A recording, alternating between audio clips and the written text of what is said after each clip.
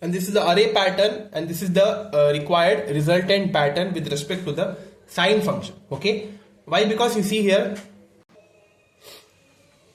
the electric field here, the maximum electric field appears normal to the surface, or it is perpendicular to the surface. So that's why the required resultant pattern won't be towards the array axis. Okay, it would be towards the perpendicular electric field array field axis. Okay, so that's why the resultant pattern would be somehow looking like this. This is for sine.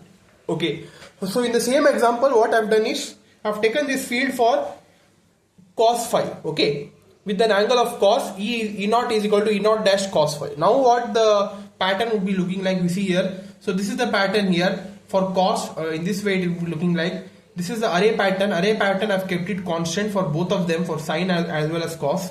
Now if you multiply these two patterns with respect to the changes in the functions cos and sine, the pattern would be changing with respect to an individual and array. So that's why the resultant pattern would be somehow looking like this. Okay, there would be extra side lobes which is getting generated in between the isotropic point sources, because it is due to the angles. Here we have one is perpendicular to the surface, maximum field, and another one is along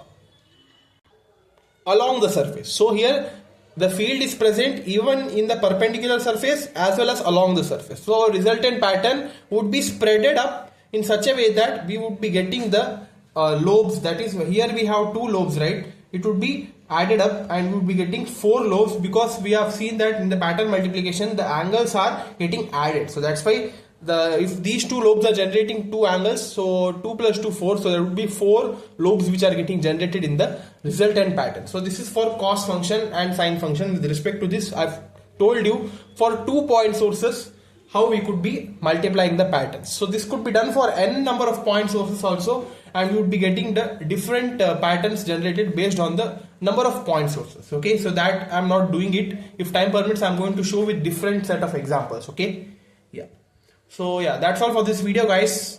In this video we have seen with the arrays of non-isotropic point sources and how they are generated, and with respect to that how the pattern multiplications are done, and what do you mean by pattern multiplication and its principles, with one example of cos function and sine function.